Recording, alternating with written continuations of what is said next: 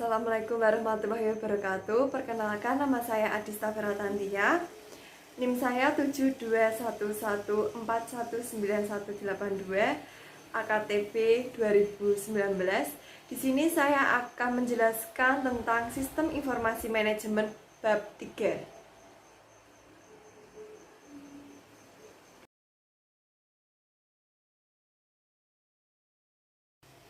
Bab 3 tentang menggunakan teknologi informasi dalam menjalankan perdagangan elektronik.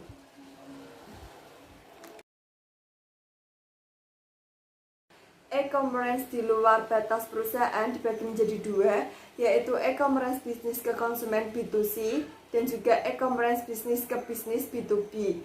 E-commerce bisnis ke konsumen adalah mengacu pada transaksi-transaksi yang terjadi di sebuah bisnis dan konsumen akhir produk, sedangkan e-commerce bisnis ke bisnis B2B mengacu pada transaksi antar bisnis di mana tidak ada lagi pihak menjadi konsumen akhir. B2B melibatkan jumlah orang yang relatif lebih sedikit karena transaksi antar bisnis. Jumlah transaksi bisnis relatif lebih kecil namun dengan nilai relatif yang cukup tinggi.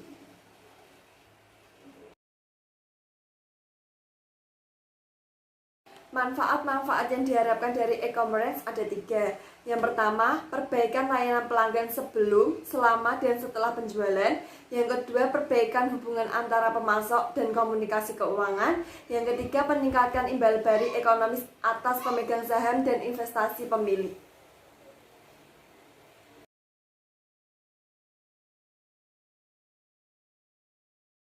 Kendala-kendala e-commerce ada 3, yaitu 1. Biaya yang tinggi. 2. Yaitu kekhawatiran akan masalah keamanan. Yang ketiga adalah piranti lunak yang belum tersedia atau belum mapan.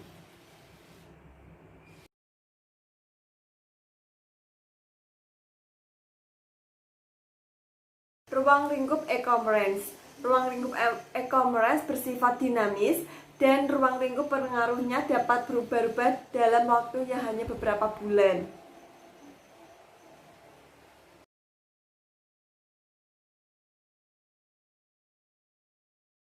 Inteligensi bisnis dan mesin pencari. Inteligensi bisnis adalah aktivitas pengumpulan informasi mengenai unsur-unsur di dalam lingkungan yang berinteraksi dengan perusahaan, sedangkan mesin pencari adalah suatu program komputer khususnya yang menayangkan suatu kata atau kelompok kata kepada pengguna untuk dicari.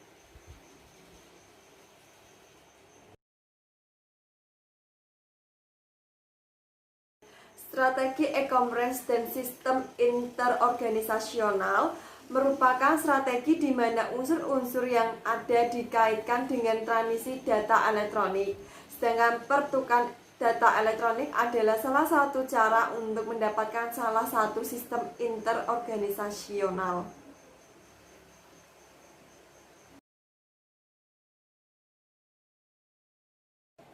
Perusahaan dapat membuat hubungan antara elektronik dan perusahaan lain untuk menciptakan suatu sistem yang disebut sistem interorganisasional. Sehingga semua perusahaan bekerja sama dalam satu unit yang terorganisasi merah manfaat untuk tidak dapat diraih oleh setiap perusahaan. Perusahaan yang ikut berpartisipasi dalam sekutu dagang, sekutu bisnis, atau aliansi bisnis.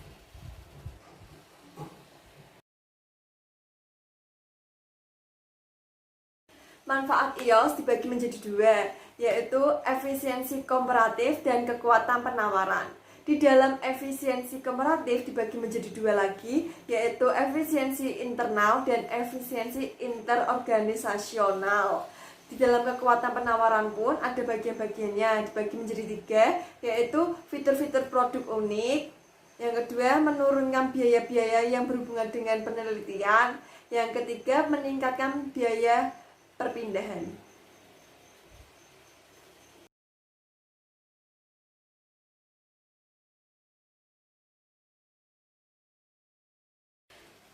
Electronic Data Interchange terdiri atas transmisi data langsung komputer-komputer dalam suatu format struktur yang dapat dibaca oleh mesin.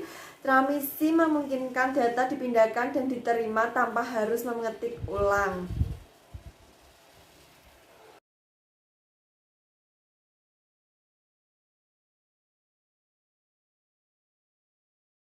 Sekutu-sekutu bisnis proaktif dan reaktif.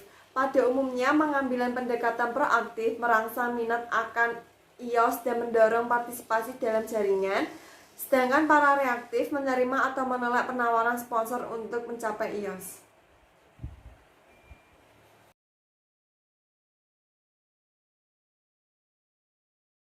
Pengaruh penerapan ada 4, yaitu tekanan kompetitif, penggunaan kekuasaan, dan kebutuhan internal, serta dukungan manajer puncak.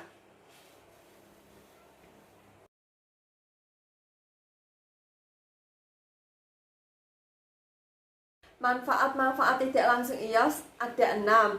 Yang pertama, mengurangi kesalahan. Yang kedua, menurunkan biaya. Yang ketiga, meningkatkan efisien operasional. Yang keempat, meningkatnya operasional untuk bersaing.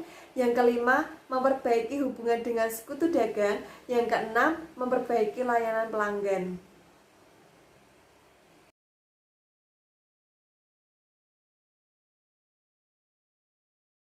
Strategi B2C untuk e-commerce ada 3, yaitu produk-produk digital, produk-produk fisik, dan penjualan maya versus campuran.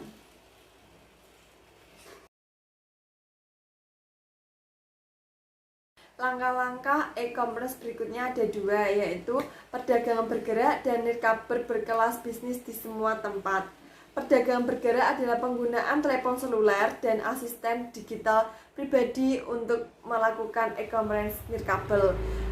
Yang kedua, nirkabel berkelas bisnis di semua tempat adalah komunikasi nirkabel yang mencapai kecepatan cukup memadai melalui penyediaan jasa komunikasi yang sama dengan telepon seluler akan memungkinkan terciptanya komputasi nirkabel berkelas bisnis untuk semua tempat.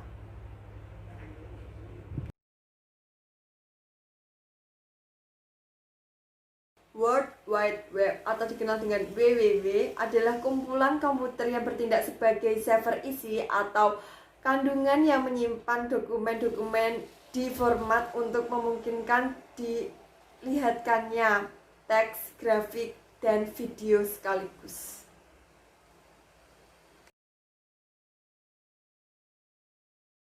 Saran-saran keberhasilan penggunaan internet ada 10. Yang pertama, pastikan situs web Anda kuat. Yang kedua, pastikan browser Anda struktur basis data dan fleksibel maupun intuitif. Yang ketiga, menekan isi. Yang keempat, sering diperbarui. Yang kelima, melihat di luar pelanggan. Yang keenam, menunjukkan isi pada kebutuhan spesifik pengguna. Yang ketujuh, menjadikan internet intuitif. Yang kedelapan, berada di lokasi web yang tepat. Yang ke-9, menciptakan rasa kebersamaan. Yang ke-10, carilah bantuan jika Anda membutuhkan.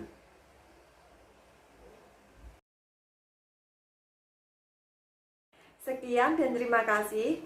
Kurang lebihnya mohon maaf. Wassalamualaikum warahmatullahi wabarakatuh.